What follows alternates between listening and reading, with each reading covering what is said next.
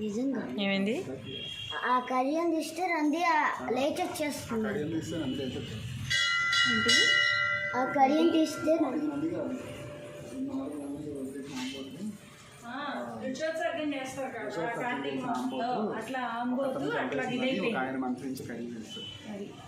అవునా? ఇంట్లోకి వచ్చినందుకు నిజంగా అయిపోయింది. ఆ కడియం తీసేస్తే మామూలుగా అయిపోతుందని చెప్పేవాళ్ళు వాళ్ళు చిన్నప్పటి నుంచి.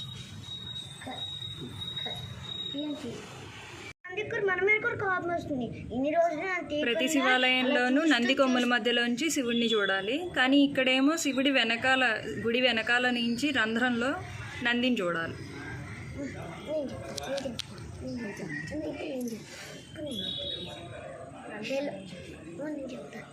నంది కొన్ని స్పెషల్ కొంచెం నంది కొన్ని స్పెషల్ కొంచెం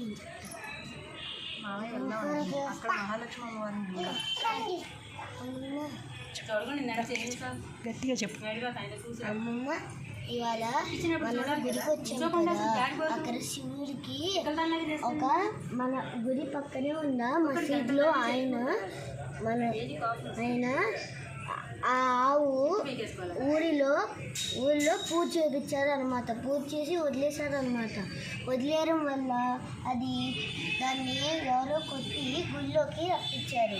దానివల్ల మసీదులో ఉన్న ఆయన దాన్ని చూసి కోపం వచ్చి దానికి కడియం పెట్టేశారు మంత్రించి. దానివల్ల దానికి మొత్తం చుట్టూరా గ్లేస్ వేసేశారు. దాంతో పోరాడి దాని కొమ్ముని కూడా విరిచేశారు. దాంతోపాటు అందుకనే నందికి ఎవరు దాన్ని తీయకుండా ఉంచడానికి దాని చుట్టూరా గ్లిస్ వేశారు. సో ఇప్పుడు మనం ఎప్పుడు ఏ గురికి వెళ్ళినా నంది కొమ్ముల్లో నుంచి చూస్తాము శివుడిని.